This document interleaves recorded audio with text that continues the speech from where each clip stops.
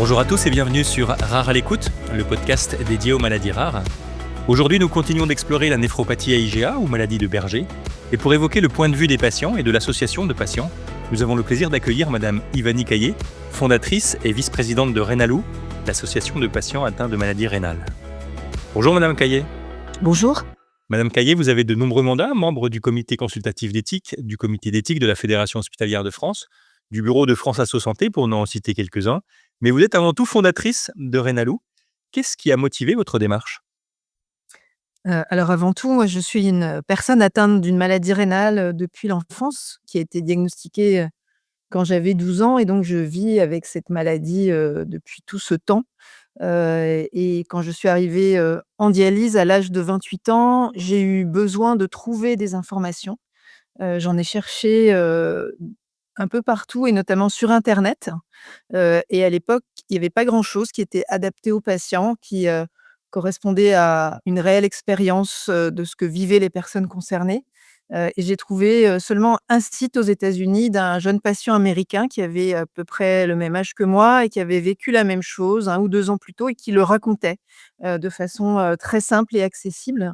Ça m'a beaucoup aidée, et donc, quand, à mon tour j'ai été, greffée du rein, j'ai voulu, reproduire, la même chose en fait et j'ai créé, une sorte de blog avec, mon témoignage et celui de quelques-uns de mes proches. Et puis ce blog a eu beaucoup de succès. Les patients, s'y sont connectés, ont demandé plus d'informations, les contenus ont été développés, un forum a été créé et assez rapidement, c'est devenu une sorte de communauté de patients sur internet, une des premières, hein, c'était, au début des années 2000. Et puis de fil en aiguille, c'est devenu une association de patients. Voilà comment Rénalou, est né. Merci, c'est très clair. Et aujourd'hui, quels sont les objectifs de l'association Rénalou? Alors aujourd'hui, il y a plusieurs, grandes missions de l'association. La première et c'est vraiment lié à notre histoire, hein, c'est de continuer à informer et à accompagner, les patients et leurs proches, et ça reste, extrêmement important et la demande est très forte. La deuxième mission, elle est un peu plus originale, c'est de créer des connaissances, c'est de faire de la recherche centrée sur les patients eux-mêmes, de recueillir la réalité de leur expérience parce que c'est un élément, très important pour, lutter contre la maladie. Et puis il y a une troisième mission qui est également majeure, c'est, de défendre les droits des malades, c'est de faire ce qu'on appelle du plaidoyer, de participer aux évolutions des systèmes de santé en représentant la parole des personnes concernées, pour améliorer la qualité des soins et la qualité de la vie des patients. Alors, puisque nous abordons aujourd'hui la néphropathie IgA, quelles sont les questions les plus fréquentes des patients touchés par une néphropathie IgA lorsqu'ils contactent l'association? Alors la néphropathie IgA, elle a une particularité, c'est que c'est la première cause de dialyse chez les patients jeunes, donc elle frappe, tôt dans l'existence, avec des conséquences qui sont souvent graves et un fardeau qui est très important puisqu'il va falloir vivre une vie entière avec cette maladie qui conduit assez fréquemment à la nécessité de dialyse ou de greffe. Donc c'est des parcours qui sont souvent, longs et difficiles, et des patients qui, par exemple, subissent des difficultés dans leur vie, personnelle, professionnelle, qui sont empêchés de travailler par la maladie et donc il y a des besoins qui sont, très, très importants. Et puis, jusqu'à une date récente, c'était une maladie pour laquelle il y avait finalement très peu de traitements, peu d'options thérapeutiques, efficaces, avec un vrai besoin, de la part des patients, d'une part de comprendre cette maladie, mais aussi de passer à l'action quoi, de trouver des choses concrètes à faire, pour agir. Et aujourd'hui, de nouveaux traitements sont en train d'arriver et donc on est, très sollicité. Il se pose plein de questions autour de l'accès, à ces traitements, et donc ça suscite beaucoup, beaucoup d'intérêt de la part des patients. Et quelles sont les actions mises en place par Rénalou à destination des patients touchés par une maladie du rein et notamment à destination des patients qui sont concernés par une néphropathie IgA? Alors elles sont, vastes, hein, d'abord il y a toujours l'information qui est vraiment, au cœur de notre action et on essaie de donner accès à une information qui soit toujours, exacte, validée, qui soit à jour. On essaie de tenir informé des innovations parce qu'il se passe plein de choses, donc ça c'est vraiment quelque chose, de très important pour nous.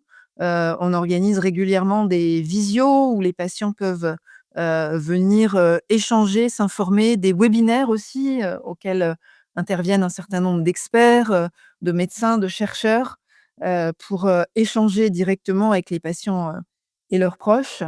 Et puis je parlais un peu de la recherche et là on a lancé, depuis, environ 1 an, de la recherche en sciences humaines et sociales consacrée à la maladie de Berger en particulier et on a organisé à ce jour 2 focus group. Ce sont des groupes de discussion, où on réunit entre 8 et 10 personnes concernées à différents stades de la maladie, avec des animateurs qui sont des experts en sciences humaines, et pendant à peu près 3 heures, on va mener, avec ces personnes une discussion qui va aller explorer, toutes les dimensions de la vie avec la maladie, et l'objectif, c'est vraiment, d'en tirer des enseignements, hein. Il y a pour chaque focus group, il y a un rapport, qui est, écrit, qui est un rapport sociologique, pour essayer de mieux comprendre tous les impacts, pour les patients de la vie avec la maladie et leurs attentes. Merci Madame Caillé. Alors pour conclure notre entretien, quel message souhaiteriez-vous adresser aux patients et aux professionnels de santé qui nous écoutent? Alors le message sur la néphropathie à IgA, c'est que pendant, des décennies, il ne s'est pas passé grand-chose, et qu'il y avait une certaine fatalité à l'évolution de cette maladie et que tout ça est en train, de changer et c'est vraiment le début d'une nouvelle aventure, hein, avec en perspective, la stabilisation de la maladie et pourquoi pas demain sa guérison. Donc c'est vraiment de très grands espoirs pour les patients, et c'est vraiment une nouvelle aventure qu'il faut, qu'on entame, ensemble et collectivement et nous, on croit beaucoup, hein, cette collaboration entre, les personnes concernées, les médecins, les chercheurs, les institutions, les associations de patients, pour faire en sorte que cette, transition, et que ces grands espoirs, se concrétisent, le plus rapidement possible et dans les meilleures conditions possibles, et on parle bien d'un changement complet, de perspective et d'une vraie révolution pour cette pathologie. Un grand merci Madame Caillé de nous avoir fait mieux connaître la voix des patients et la place de l'association Renalou dans cette maladie rare qu'est la néphropathie à IgA. Si vous désirez aller plus loin dans la connaissance de cette pathologie, nous vous donnons rendez-vous sur notre compte Instagram Rare à l'écoute ou notre site internet www.rarealécoute.com où de nombreuses informations sont à votre disposition. Nous vous remercions de votre fidélité et nous vous donnons rendez-vous sur Rare à l'écoute pour découvrir une nouvelle maladie rare. À très vite.